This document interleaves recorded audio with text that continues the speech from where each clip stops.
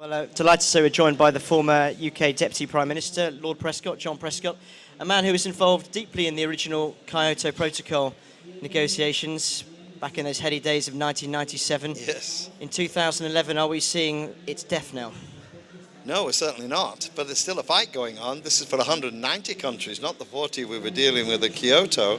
But the similar opposition, just as it gets near to the dawn of possibilities, you get the darkest of the night, and all the people are coming out of the woodwork saying the theory is wrong, the science is wrong, we can't get an agreement. America encouraging Canada to say they won't sign up, and others in the background. No, I think people now realise this is something you've got to do. I did flash out a policy when I was at Copenhagen. It wasn't well accepted, and I was then saying you'll not have a legal agreement, find a voluntary one for 190. I also said you will not be able to finish the negotiations by the end of next year, which is in 2012. So you better find a framework. I said, what we've got to do is stop the clock. In Europe we used to stop the operation and the finality of an agreement until you'd completed the negotiations. And from what I hear now, it looks as if precisely they're going to do that.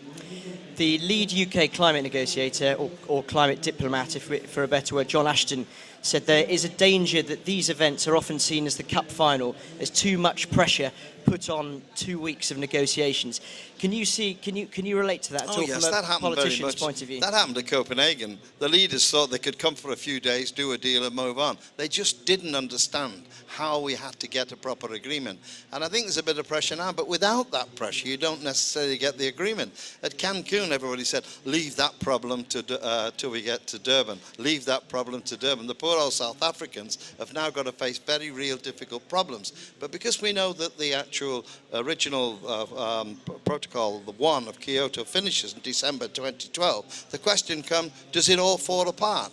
And what I've been arguing, certainly the developing countries, you keep the principles of Kyoto, which was basically common but differential responsibilities. It is different for China or America or many of the small islands facing the floods in water. So I think that pressures now will get a kind of compromise. I think it's in the air. You're never really sure. I think it's in the air. That will take us to Rio next year. I think we'll find a formula that will take us, I think, probably to 2015. But there has to be a date. If there's no date, people walk away to the last moment.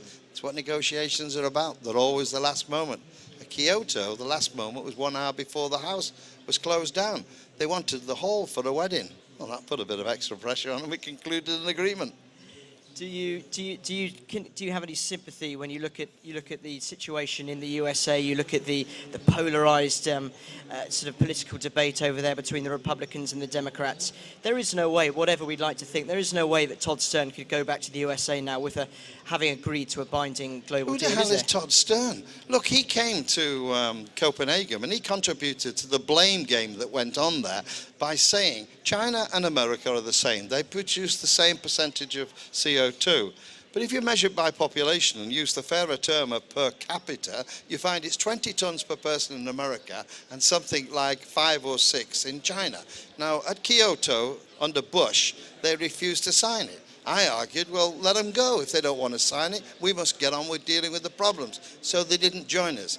I was hopeful when Obama came in, but to be frank, it seems that at least Bush didn't believe in the science and they wouldn't sign up. Obama believes in it and can't do anything about it. I think we have to just see America on the side and Mr. Todd Stern, instead of organising a conspiracy against the poor, getting the rich countries like Canada, like Japan, like America, together to gang up on the poorer nations. That's not what this conference is about, and they should be plainly told. So I hope Mr. Todd Stern gets on the plane soon and let us get on with doing something that they didn't even sign up for originally. How do you explain Canada's almost volte-face? Canada a few years ago used to be a very green country. I can explain that very clearly. The country's very green, but in terms of the politics, it was a very green country, very pro some of these multilateral agreements. What you have to watch here, I negotiated with the Canadian delegate in 1997 and they signed up for a 7% cut in the gas as their contribution to the Kyoto Agreement.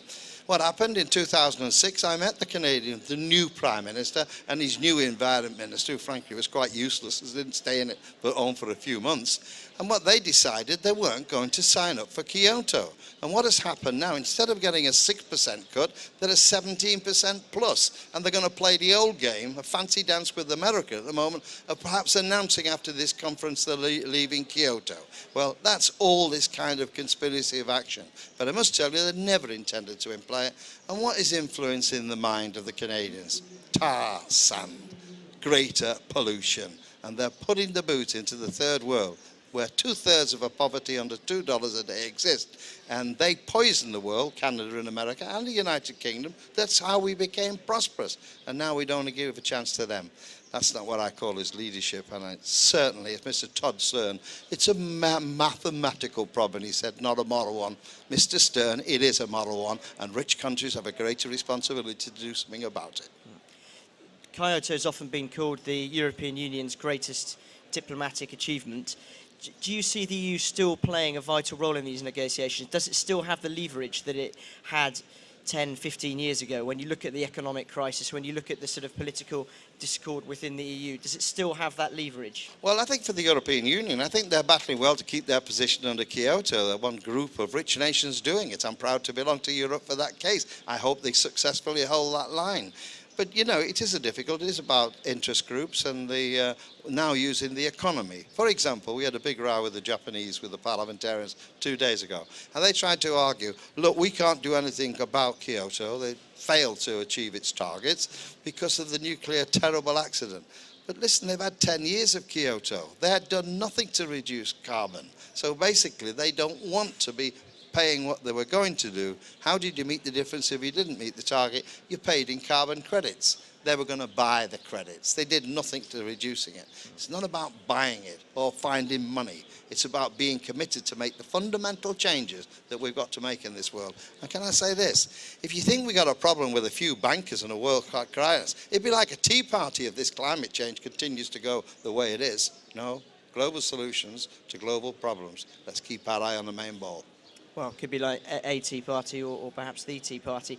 In terms of the negotiations moving forward, what do you think is going on there in the conference centre? What have you heard? What do you know?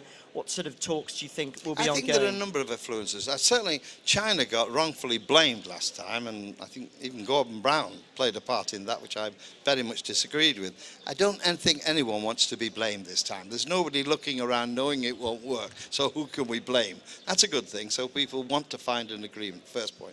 Secondly, we've now recognised you can't force a legal agreement by 2012. So we have to find a formula that keeps the principles of that. That's why I want to make sure that we stop the clock. We still continue with the values of Kyoto, which are about equal responsibilities, about those. So what we've got to do now is move on. And I think they're there, and I think from what I hear in the negotiations and what's going on at the moment, it looks as if we'll find something that allows us to go from 2012, it may be after completed at Rio next year in June, I think the conference is, and that will allow us to make the changeover. It does present a certain difficulty to what you're doing about temperature. You know, none of these give you the silver bullet to solve everything, but we're moving in the right direction. It might not be the big step for mankind. It'll be a small one, and I'll live with that. We've got to keep going in that direction. And I think that's what will come out of this conference. And finally, in terms of the UK, how important is it for you that the UK keeps its place as a country that pushes forward on these negotiations, pushes strong emissions targets, and really takes the lead in the negotiations? Well, I'm pleased to say, as I've said to you, in Canada, when the government changed, they didn't want to do it, the whole policy collapsed. You can't say this about the present coalition. They are, with Mr. Hume, following on the programme we set. We're now able to say that we were given a 12% target for 2012. We've now got 25%. So we did very well. And the Americans used to say to me, we can't have your climate change, it costs us jobs. Why did we get 2 million more jobs then? Why did we get expansion in the economy? It's not true. And that argument's still in the background. They tell me Mr. Stern is still rolling around here saying to the Indians and the Chinese, perhaps, don't follow this policy, it will cost you jobs.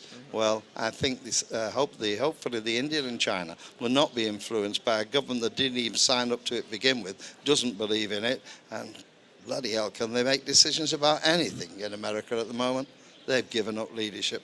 Some of us might say, well, thank God for that.